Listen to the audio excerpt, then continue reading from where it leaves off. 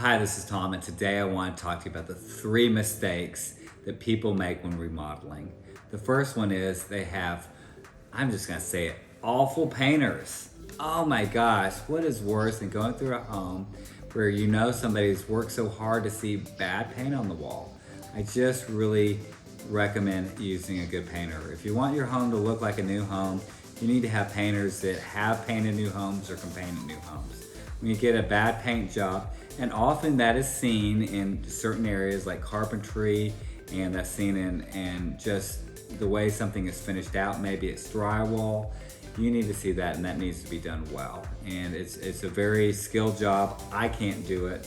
I know people who can, but you've got to have really good painters. You've got to have good workmanship, and I think that's the thing that people notice the most when they see a remodel. At least it's the thing that I see the most. The second thing is you need to have good selections. It's pretty simple. You need to select good selections. And to me, you either have that or you don't.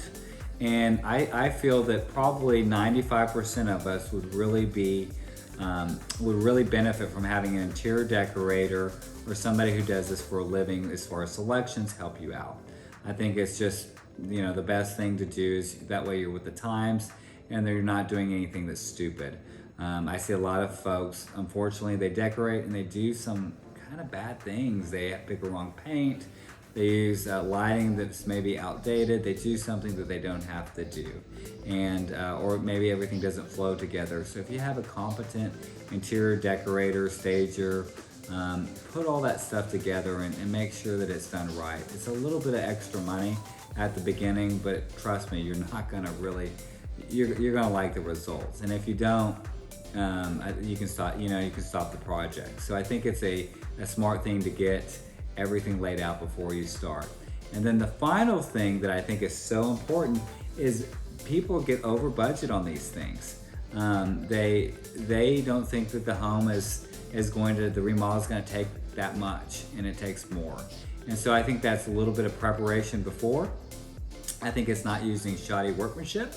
Sometimes you have, I'll call it a chuck in a truck, who starts a project, doesn't finish a project, and leaves you in limbo, and that can be a big problem. So I would treat it as a project, a remodeling project, and that means different stages of how a remodel happens, and I would not take it as a task, I want our checklist. I do this, I do this, I do this.